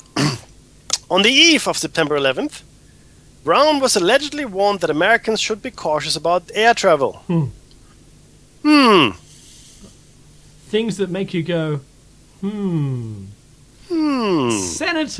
Senior Pentagon officials is the next group. On the night of September 10th, straight after Rumsfeld's speech, no doubt, a particularly urgent warning was allegedly received.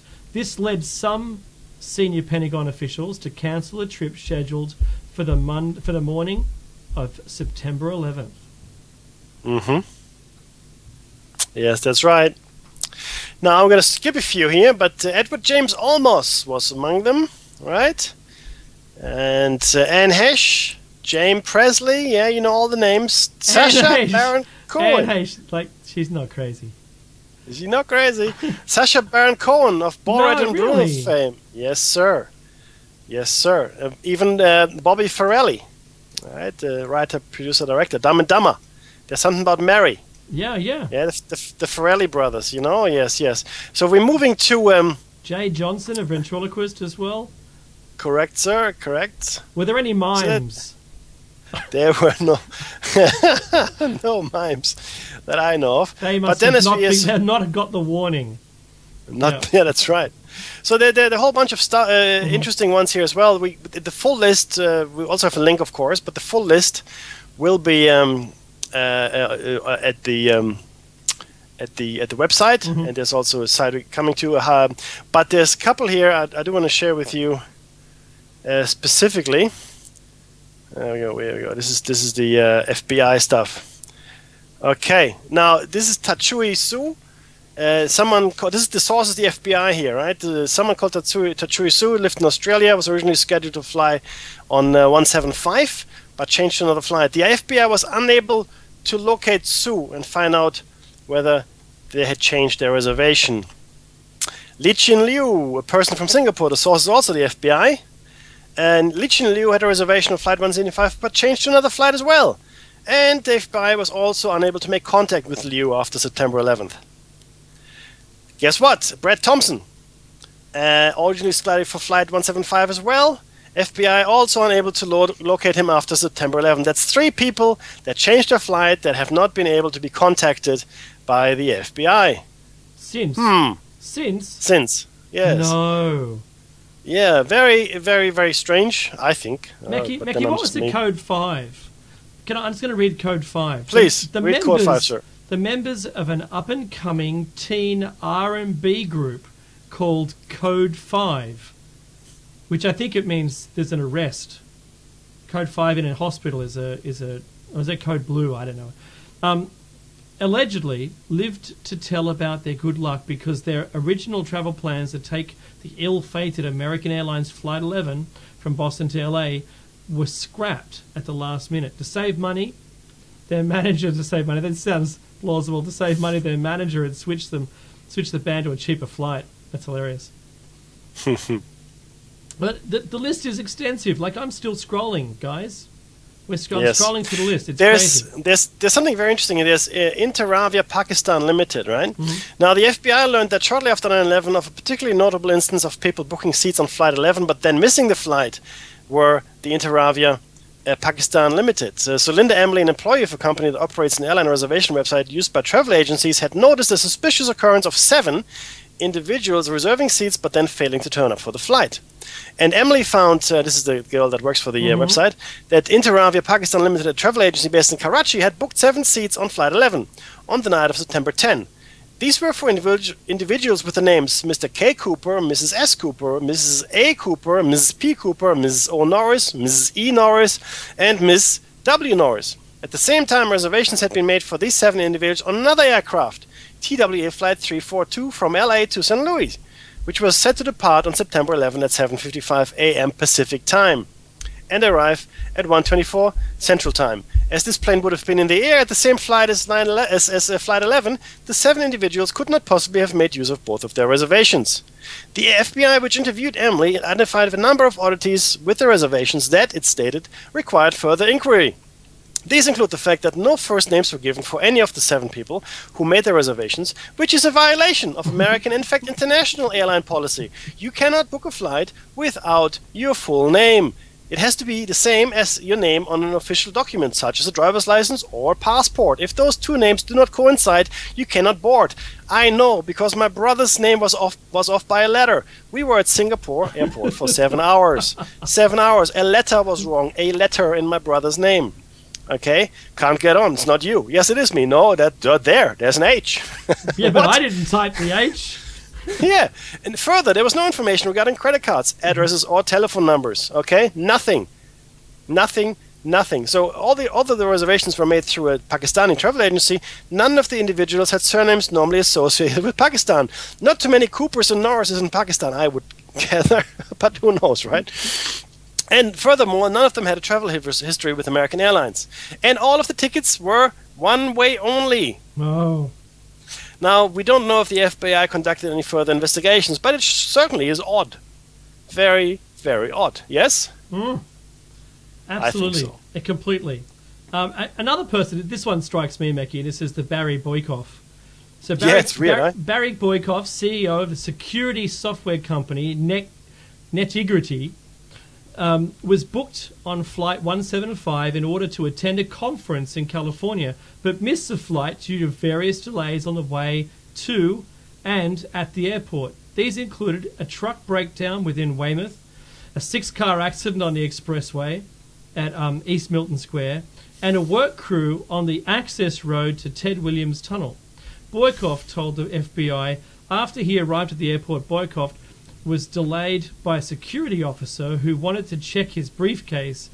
By the time he reached the departure gate, it had already closed. Sometimes you got to thank them for checking you. Yeah, that's true enough. But this guy would have been, upset. He would have been sort of made possibly furious with being late. He's got a conference to go to, and that kind of behaviour or mannerisms would have alerted the staff as he was coming through. So certainly would have been stopped. Yep. But they didn't know what was going to happen. But that would be normal practice. Correct, sir. Now there's a couple of ghost bookings as well. This is Sadie Ann Herrera, and the FBI contacted her after September 11 because it had information suggesting that she was scheduled to fly on Flight 175. Herrera, though, was apparently unaware of it. Okay, she told the FBI on September 11 she was scheduled to travel on United Airlines Flight 174, not 175, from Los Angeles to Boston, and to depart 8:05 and arrive at 4:33. Okay, and she was set to return September 13th, United Airlines Flight 51. So I don't know. There's another case, Omand Brown. He was also booked on 175, but not aware of this. And Brown told the FBI that on September 11 he was in fact traveled on airline flight 1689, which left Boston at 8:05 for Denver. He said he knew nothing about being booked on airlines flight 175, and he did not change his reservation. So we have a whole bunch of odd things connected with that morning. People that had their bookings changed or were registered to fly on the plane, but in fact were not at all meant to. Were actually on a different plane altogether. So here's my theory, Dave. Looking at all these odd names. Yeah. So first of all, there are a whole bunch of ghost bookings, as we saw, at least 7, right, out of Pakistan. There are others as well, which we haven't shared. You can look up yourself.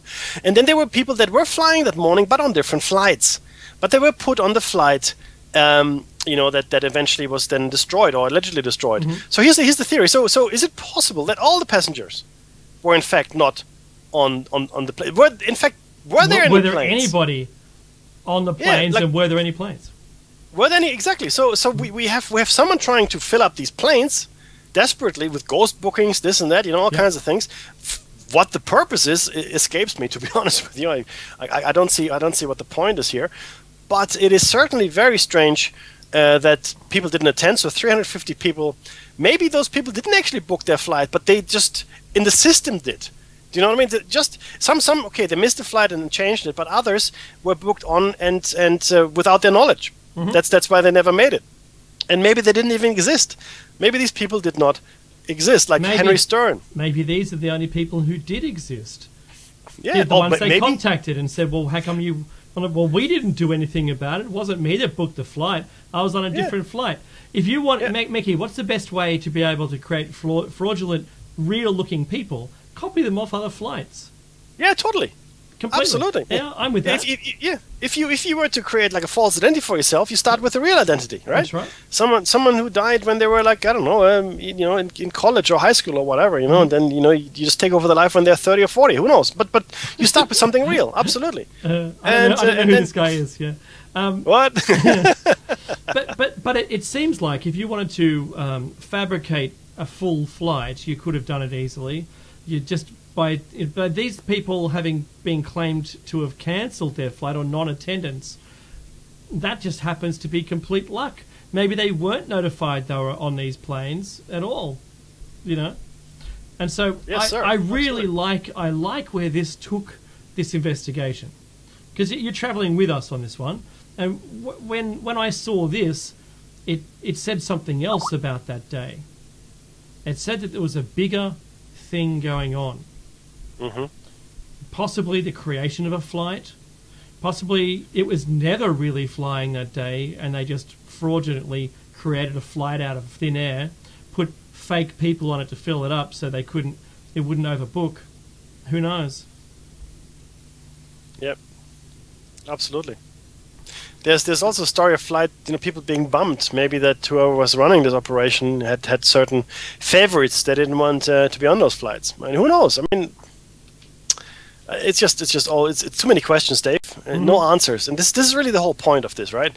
After 13 years, no answers, more questions, and more questions yet. So how about some answers that mean something to the victims, to the survivors, to the families of the victims, anything, right? To us, the people that are trying to figure out what is going on. It is too many questions. I mean, even JFK and Lusitania and all those other, the Reichstagsbrand, whatever you want to call them, at least those conspiracies are sort of coming to light. You understand what's going on there, or you've got very strong suspicion, right? Here with this one, it's so obfuscated, and there's so many different threads. It's very complex, guys. It's hard to unravel, and we can't just give up. So we need to insist. We need to insist that the truth comes out. I mean, there's Freedom of Information Act that you have over there. Unfortunately, what's going to happen is you get documents that are so heavily redacted, they might as well send you black paper, right? Here's a page of black paper. Okay. Yeah, we use black ink as well, so it's black ink on black paper. No, you can. But here it is. Photocopied 20 times, you'll never see anything. So good luck with that essay. Yeah. So there's an issue here, and that's the only reason we bring this to you. It's not about. I mean, it's a remembrance because the time is right, and we started this on obviously last couple of weeks ago. But it is not about anything else. It is just the questions that have not been answered. It really bothers me. It bugs me. I want to know. And I know Dave is in the same boat here. Yeah, completely. The disappointing thing is that some of these are never going to be answered.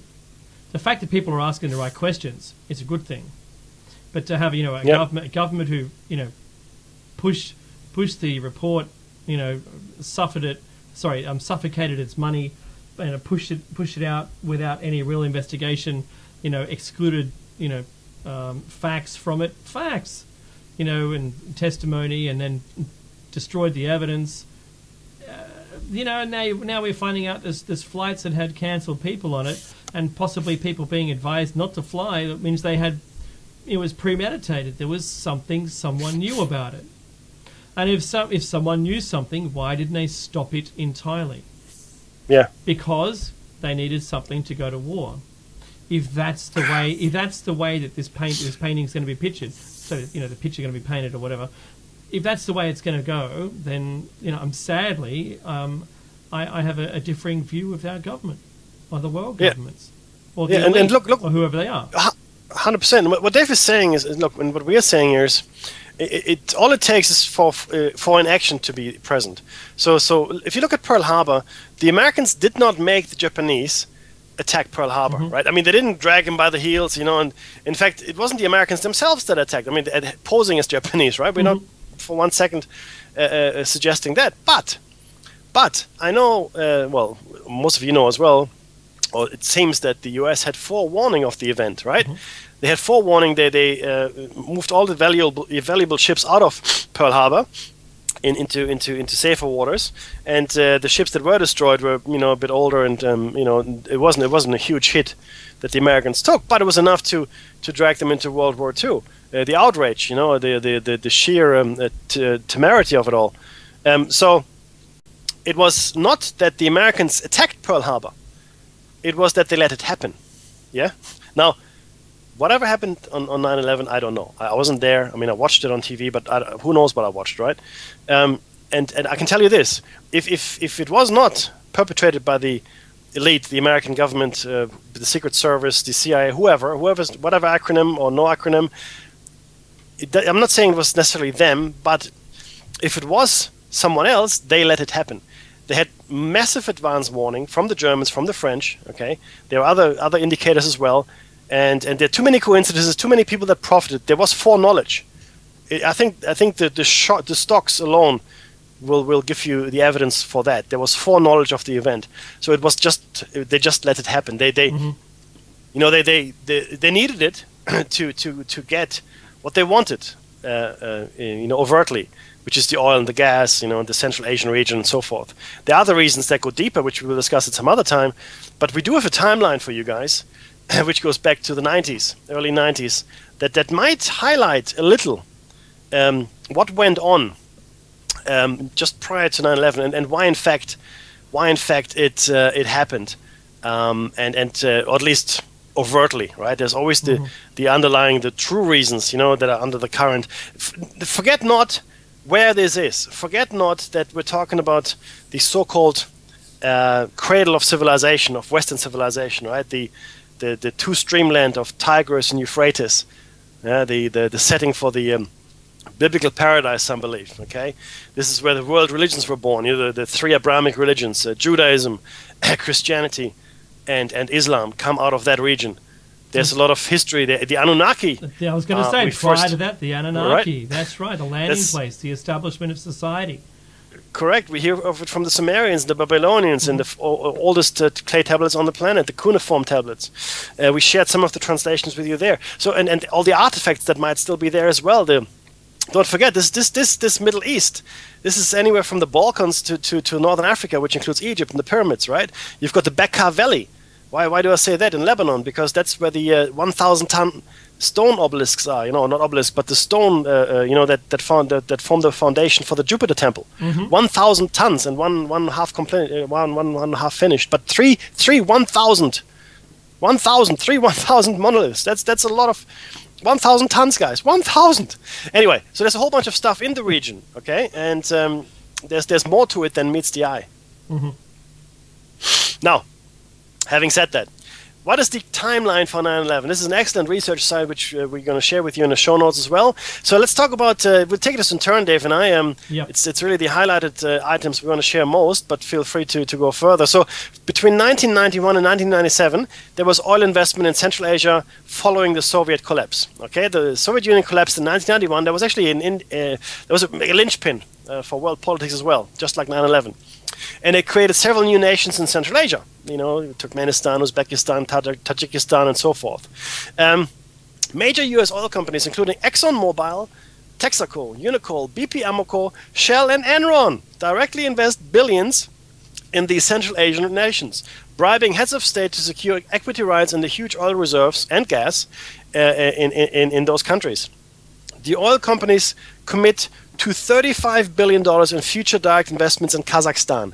It is believed at the time that these oil fields will have an estimated $6 trillion potential value. Pooh! Yeah, completely. November 1993, Enron power plant creates demand for an Afghanistan pipeline. The Dabhol power plant, this is to do with that one, the Indian government approves construction of Enron's Dabhol power plant located near Mumbai, Bombay, on the west coast of India. Enron has invested $3 billion in the largest single foreign investment in India's history. Enron owns 65% of the Dabhol liquefied natural gas power plant, intended to provide 1/5 of India's energy needs by 1997. Yes, sir. Between 19... Go on. You go for it. Between 1994 and 1997, the U.S. supports Taliban rise to power. Now, this is actually all painting a picture, guys, so stay with us, okay? So this is shared with us by journalist Ahmed Rashid, and he's a longtime expert on the Pakistan and Afghanistan region. And he writes, between 1994 and 96, the USA supported the Taliban politically through its allies, Pakistan and Saudi Arabia, essentially because Washington viewed the Taliban as anti-Iranian, anti-Shia, and pro-Western. Pro-Western, that's the Taliban. Okay, between 1995 and 1997, U.S. support was even more driven because of its backing for the Unocal pipeline project. He notes that many U.S. diplomats saw them as messianic do-gooders, like born-again Christians from the American Bible Belt. Further, there is evidence the CIA may have helped supply the Taliban with weapons during the first months of their rise to power. And that was October 1994. Correct. In 1995, in November 2001, up to November 2001, U.S. Was there anything? Yeah, so there wasn't anything in that one. But I'll just say the headline: U.S. lobbies India over Enron power plant. Yep. The power plant in India was running into trouble at that point, guys. So Enron was losing money. Oh, I see. Because they said they were going to have 1/5 of India's power by 1997, and still 2 years away from that. They're not getting much in the way of returns from that yet. September to October 1995, that's the same year, oil company Unocal signs an $8 billion deal with Turkmenistan to construct 2 pipelines, one for oil, one for gas, as part of a larger plan for 2 pipelines intended to transport oil and gas from Turkmenistan through Afghanistan into Pakistan. Before proceeding further, however, Unocal needs to execute agreements with Pakistan and Afghanistan. Pakistan and Ahmed Shah Massoud government in Afghanistan, however, have already signed a pipeline deal with an Argentinian company. So they were trumped by Argentina, and they got in there first. So, further, Unocal will later open an office in Kabul weeks after the Taliban capture of the capital in 1996, and will interact with the Taliban, seeking support for its pipeline until at least December 1997. Yep.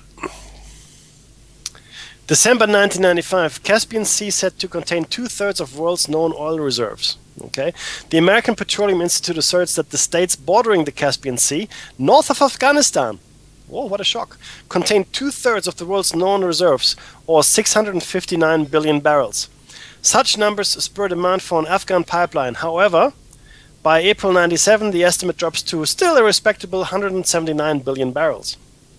That's a huge drop. Yep. That's like 20% of the original total. In 1996, September 11, up until then, 2001, this is all up until 9/11, right? Enron gives Taliban millions in bribes in effort to get Afghan pipeline built. The Associated Press will later report that Enron Corporation bribes Taliban officials as part of the no-holds-barred bid to strike a deal for an energy pipeline in Afghanistan. Atul Davda, a senior director for Enron's international divisions, will later claim Enron had an intimate contact with Taliban officials. Presumably, this effort began around 1996 when a power plant Enron was building in India ran into trouble, as we've mentioned already, and Enron began an attempt to supply it with natural gas via a planned pipeline through Afghanistan. It's alleged Enron secretly employs CIA agents to carry out its dealings overseas, according to CIA source. Enron proposed to pay the Taliban large sums of money in tax, a tax, in inverted commas, on several cubic foot gas and oil shipped through a pipeline they planned to build. This source claims Enron paid more than $400 million for a feasibility study on the pipeline, and a large portion of that cost was payoffs to the Taliban. Now, we all know that payoffs and, what do they call it? Feasibility studies, all just, cash in hand.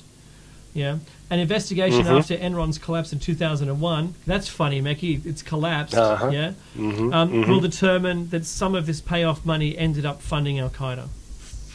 Ooh, what a shock! That's hard to hear, guys. I know that, but your big company, it was doing dodgy deals. It goes further, guys. In May of 1996, U.S. seeks stability in Afghanistan for Unocal pipeline. Robin Raffel, Deputy Secretary of State for South Asia, speaks to the Russian Deputy Foreign Minister about Afghanistan. She says that the U.S. government now hopes that peace in the region will facilitate U.S. business interests. I will repeat that. Facilitate U.S. business interests, such as the proposed Unocal gas pipeline from Turkmenistan through Afghanistan to Pakistan. Okay, it's all crystallizing, I think. It sure is. In June 24, 1996, Uzbekistan cuts a deal with Enron. That's funny, isn't it? We just heard about them doing dodgy deals. Uzbekistan signs a deal with Enron, and in inverted commas, that could lead to a joint development of the Central Asian nations' potentially rich natural gas fields. Yes, sir. August 13, 1996, Unocal, Delta Oil plan Afghan pipeline. Unocal and Delta Oil of Saudi Arabia reach agreement with state companies in Turkmenistan and Russia to build a natural gas pipeline from Turkmenistan to Pakistan via Afghanistan. The agreement is finalized in 1997. Wow. So we skip a few. I'll just do the headline. You can do the next one. After September 1996, journalists sees US and Taliban combating Russia over Central Asian pipeline issue. So it's already a hot topic. Yes, sir. September 27th, 1996. Victorious Taliban supported by Pakistan, viewed by US, Unocal as stabilizing force. So, contrary to later statements, in 1996, the US and Unocal specifically view the Taliban as stabilizing forces in the region. So the Taliban forces conquer Afghanistan. The oil company Unocal is hopeful that the Taliban will stabilize Afghanistan and allow its pipeline plans to go forward.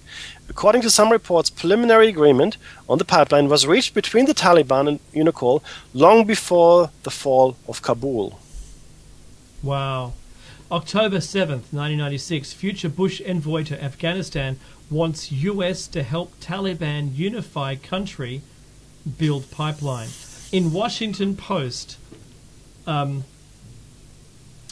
Zalmay, I'll just say, a representative over there said calls on the US to deal with the Taliban in Afghanistan. So here's the first call. It's time for the United States to re-engage the Taliban. To re-engage. The Taliban does not practice the anti-US style of fundamentalism practiced by Iran. It is closer to the Saudi model. He calls on the US to help the Taliban put Afghanistan on a path towards peace. Noting that continuing violence has been a source of regional instability and an obstacle to building pipelines to bring Central Asian oil and gas to Pakistan and the world markets.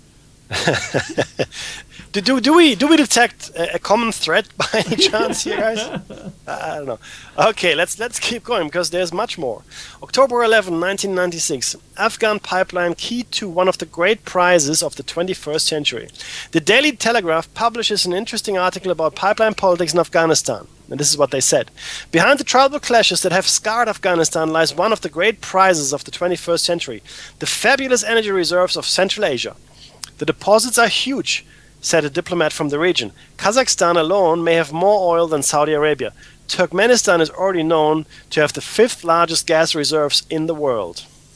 Wow. August 1997, CIA monitors Central Asia for oil reserves. What's the CIA doing all this? That makes me, raises a question. The CIA creates a secret task force to monitor Central Asia's politics and gauge its wealth. Covert CIA officers, some well-trained petroleum engineers, travel through southern Russia, Azerbaijan, Kazakhstan, and Turkmenistan to sniff out potential oil reserves. Yes, sir. October 27, 1997. Halliburton announces Turkmenistan project. Unocal and Delta Oil form consortium.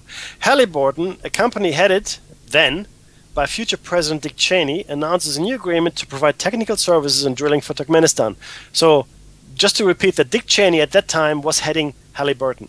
The press release mentions Halliburton has been providing a variety of services in Turkmenistan for the past 5 years. 1992.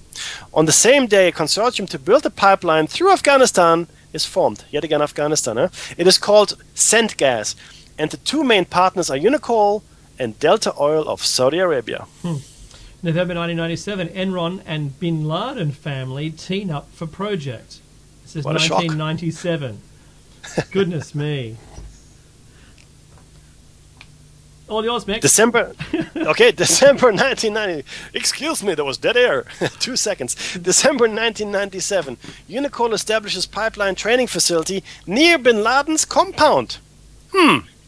Okay, so Unocal pays the University of Nebraska $900,000 to set up a training facility near Osama bin Laden's Kandahar compound to train 400 Afghan teachers, electricians, electricians, carpenters, and pipe fitters in anticipation of using them for the pipeline in Afghanistan. Unicol is paying University of Nebraska professor Thomas Goodyear to develop the training program. Goodyear travels to Afghanistan and meets with the Taliban leaders, and also arranges for some of the Taliban leaders to visit the US around this time. It will later be revealed that the CIA paid Goodyear to head the program at the University of Nebraska. They created textbooks for Afghanistan promoting violence and jihad. What? No, I know, it's crazy. Look, SJ just posted, we lost 2 more 9/11 firefighters. Rest in peace, folks. In fact, 3 of them died within a few hours of each other, independently in different hospitals, if you didn't know. And my hat goes off to those firefighters who had to endure what was put on in front of them. Our sincere condolences, absolutely. Absolutely, then to the families. December 4th, 1997, Taliban representatives visit Unicol in Texas. Ha! The Taliban came to Texas. Yeehaw! Taliban, I'm not getting you offside, everyone. Trust me on this one. Taliban representatives in Texas, 1997. Representatives of the Taliban are invited guests to the Texas headquarters of Unicol to negotiate their support for the pipeline. Future President George W. Bush is governor of Texas at the time. The Taliban appears to agree to a $2 billion pipeline deal, but will do the deal only if the US officially recognizes the Taliban regime. The Taliban meets with US officials. It has been claimed that the Taliban meet with Enron officials while in Texas. Enron headquarters in Texas has a large, a large financial interest in the pipeline at the time. The Taliban also visit Thomas Goodyear, an academic of the University of Nebraska, who is a consultant for Unicol, and also has been paid by the CIA for his work in Afghanistan. Goodyear takes them to visit Mount Rushmore as well. So they seem like guests of not only the state but the country, recognised by everybody. They're on people's pay lists. They're on CIA payroll. You know, looks like the deal's been done. Yes. Now, these are the intricate fibers and that actually connect all of this. This is fascinating stuff. So this is August 7th, 1998. Al-Qaeda bombs U.S. embassies in Kenya and Tanzania, and 200 lives are lost in those attacks. The bombings of Nairobi and Dar es Salaam take place, and the 2 embassies are in fact bombed within minutes of each other. And these countries are quite far apart from each other, so it took a lot of doing, I guess, to coordinate that. Now, in the 2002 book, The Cell, reporters John Miller and Michael Stone, as well as Chris Miller, will write, "What has become clear with time is that facets of the East Africa plot had been known beforehand to the FBI, the CIA, the State Department, and to Israeli and Kenyan intelligence services." Now, we're talking about the Kenya and Dar es Salaam bombings here, guys, okay? No one can seriously argue that the horrors of August 7th, 1998 couldn't have been prevented. Those authors also comment, "Inexplicable as the intelligence failure was, more baffling still was that Al-Qaeda correctly presumed that a major attack could be carried out by a cell that US agents had already uncovered." The reason this is here is to understand the foreshadowing. Oh, yes, of course. August 9, 1998, still we're 3 years away. Northern Alliance stronghold conquered by Taliban. Pipeline project now looks promising. Wow, well, that's pretty cool. The Taliban have helped out. The Northern Alliance capital of Afghanistan, Mazar-i-Sharif, is conquered by the Taliban. This victory gives the Taliban control over 90% of Afghanistan, including the entire proposed pipeline route. CENTGAS, the consortium behind the gas pipeline that would run through Afghanistan, is now ready to proceed. Its main partners are the American oil firm Unicol and Delta Oil of Saudi Arabia, plus Hyundai of South Korea, 2 Japanese companies, a Pakistani conglomerate, and the Turkmenistan Turkmen government. All of these people are a party to this. Yep. That's a lot of people, Mackie. That's everybody. Yes, sir. Yes, sir. Yes, sir. And it's here where I would like to just take a quick pause, okay? Because we're coming to the end. There's quite a lot of material still to go to, but logically we can leave it here for now, because now we've got the Taliban in charge of Afghanistan. Everything is looking very promising and rosy for Unicol, for Enron, and for all the other interested parties, let's call them, right, in the pipeline project. And next week I would like to continue with the timeline with you guys, but I don't think we have enough time to finish it meaningfully. And this is a good break, because this is when things turn at this point. Okay, things start to slide away from the Taliban as well as the United States, and there's a rift that appears in the apparent alliance here. And I'm not clear why that would have happened. Anybody who's got any information on me for me, that would be great. But the truth is, there's a rift that starts occurring. And it leads eventually to the Taliban reneging on the pipeline deal, burning the poppies, and then that eventually leads to the Afghan invasion. But the detail of that we want to share with you next week, so we can give you some coherent flow. But so up to this point, though, the one thing that we wanted to point out to you are a couple of things. One, this development of natural resources in Central Asia has been on the agenda for at least 20, 30 years. Okay. And a lot of people have invested a lot of money into that development. Secret services were involved. Intelligence agencies, the CIA was involved. As you can see, they had actually people over there training Afghanis and in fact training them in jihad and violent conflict as well. Oddly enough, obviously preparing for the long game here, like for the long game ahead. These people plan in decades or even centuries. Okay, this is another thing that we have to understand here. And secondly, the bombings of the embassies in Kenya and in Tanzania seem to have been known about well before they happened. The CIA, the FBI, other intelligence services knew about it, but let it happen. They let them happen. Okay, you have to understand that at that point, the USSR had dismantled itself. Okay, Gorbachev did a good job. They were no longer the bogeyman the United States needed. The war in the Balkans was drawing to an end. Okay, we also had the Oklahoma City bombing. We had some domestic terrorism, Ruby Ridge, and so forth as well around that time frame. The next big boogeyman, though, for the Americans would become the, I guess, the Islam or Islamist terrorist. And we can see the first inklings of that in these bombings, especially because they were allowed to happen. Yes, look, we need to be vigilant. You need to live in fear. There's another force out there that wants to kill us all. It happens to be Islamist terrorists, right? The Al-Qaeda people. Still doesn't stop them, though, from doing business with the Taliban. Okay, or in fact, the Bin Laden family, for that matter. In fact, that never deterred anyone from doing business. Okay, the Bushes have very strong business ties with the Bin Ladens. Okay, just quickly point out that the only plane that was allowed to fly on September 12th was the plane that flew the Bin Laden family home. True. That people have been trying to debunk that and saying that never happened, blah blah blah. Well, I've got a lot of evidence, and I'm happy to share it. Well, I was listening to the news, and I knew that happening on the day. Yeah, and they were flying out. I mean, in fact, it was in Michael Moore's documentary as well, and no, but there was no denial. Yeah, we had to get them out of the country. That's right. Because it wasn't safe for them. And look, I have no qualm with that. It probably wasn't safe for them, right? Anyone with the name Bin Laden, especially after Bush fingered the Bin Laden so quickly within hours of it happening, would have been ill-advised to stay.